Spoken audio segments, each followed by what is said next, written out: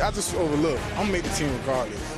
Definitely some big talk there from Devon Wilson, a guy who's trying to make this 53-man roster and the Jaguars do some cutdowns. Welcome into Teal, the show. I'm Jamal St. Cyr alongside Frank Frangie. Frank, training camp? Yeah. Practices are officially done. There's one preseason game left. We're almost there. Yeah, and I would think most teams have a pretty good idea, Jamal, who's going to wind up being on their team. Look, young guys want to make the team, and I get Devon, and all those young guys are excited about the possibility of making the team. A lot of the guys that don't will be brought back on the practice squad. I would suggest the team, for the most part, knows who they're bringing in. There may be a couple guys still trying to battle, and they're going to battle certainly tomorrow night. But for the most part, I think the team knows who they're going to go to war with when they go to play Indianapolis. You know, especially the Jaguars have such a group of being able to bring back so many players. They knew going into camp a lot of the guys that they wanted to keep around. Now, this last preseason game still very important, though. Doug Peterson, been a coach, been a player. He's been there, done that. He said during his time in Kansas City, there was one guy that he could think of that used that final preseason game to earn a spot on that 53-man roster.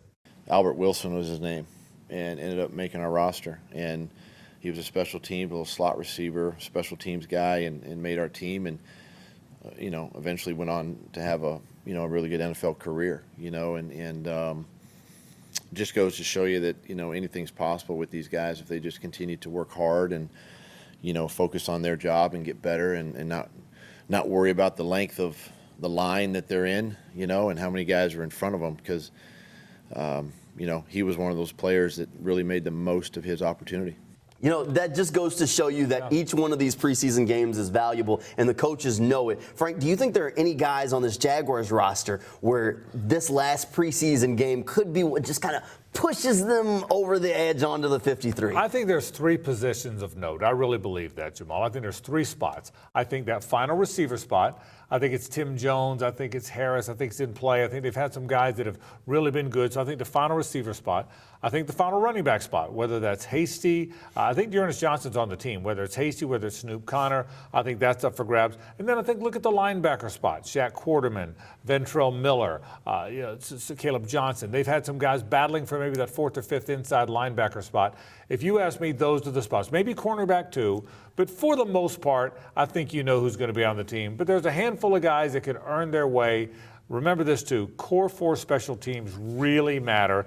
If you got a guy that can play all four of those, that helps to make the team. Special teams definitely will be the difference for some of these guys. This is a tough time of year, not just for the players, but for the coaching staff. Keep in mind, most of the Jaguars coaches are former NFL players. Doug Peterson said this isn't exactly his favorite part of the job.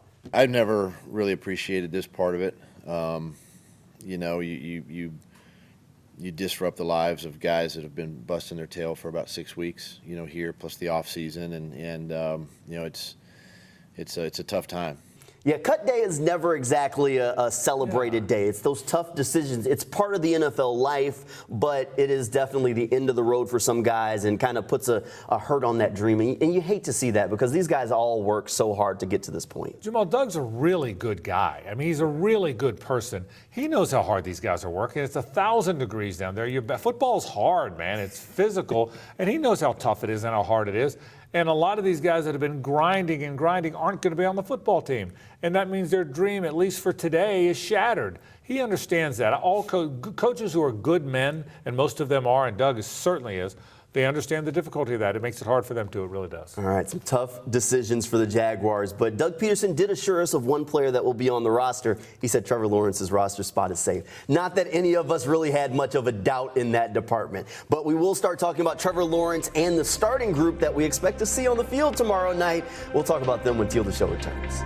Welcome back into Teal the Show. We're getting you ready for the Jaguars' final preseason game of the year, which is one that we're keeping an eye on, and it's a little bit exciting because it's also their only home preseason game of the year. Bringing the Dolphins to town, this is a big one. All you guys at home finally get a chance to see the team out on the game field. Here's this innocuous stat for people that go through the stat books. Jaguars have only been undefeated in preseason once in franchise history back in 1997. Not exactly something that a lot of people keep track of. For some reason, I went and looked it up. But they have a chance to go undefeated in preseason for a second time in franchise history if they can walk out with a win on Saturday. It has been a long training camp, Frank, and the Jaguars starters are going to get a chance to show what they can do for a little bit longer out on the field on Saturday night. Roy Robertson Harris says he was ready for training camp to be over the second it started. I'm not even going to sit here and lie to you. I've been ready for week one since the day we got here, shoot. But no, it's always, man, it's camp. So, you know, it's a grind.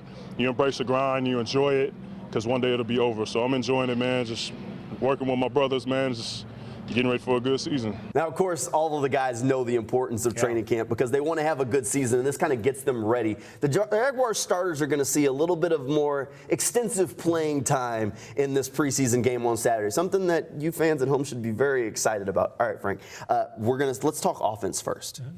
We want to see them play clean. Obviously, we saw Trevor Lawrence in that first preseason game, and the first throw was an interception. Not what we want to see Saturday. I think what I want to see, too, Jamal, is how the rotation works. How are they going to rotate the running backs? Travis Etienne's their star running back, but Tank Bigsby's a good player. He's the number 2 guy, and he's going to play a lot. How do they use those guys? How do they use the tight ends? When they go 2 tight ends, do they start Farrell along with Ingram, or do they start Ingram along with Strange? How are they going to do that? How are they going to use the wide receiver rotation? I think we're going to get a good look offensively at what they do. Now, they're down some offensive linemen, you know that, but Walker Little will be the left tackle, not the left guard, the left tackle this game. That'll be the group that they're going to start the season with in Indianapolis. So how the rotation works out, that's probably what I'll have my eye on. I'm interested to see just how much Doug Peterson is going to really show us for what we can expect for the season in this game, because Doug Peterson's not a guy that always wants to show his hand before he has to. He also talked a little bit earlier this week about wanting to get a chance to see his young players match up against the Dolphins starters as well, to get a feel for where some of them are at. So that may impact some of the decisions he makes early in the game. Yeah, early in the game, I think you have a pretty good idea who you're going to see and when you're going to see them. To the point about young players, maybe a little bit later in the game. Remember, they're going to play a half the starters. Well, there's some guys competing for jobs that are going to play that. You got to play the second half, too. So there's guys that are competing for jobs that are going to play that second half.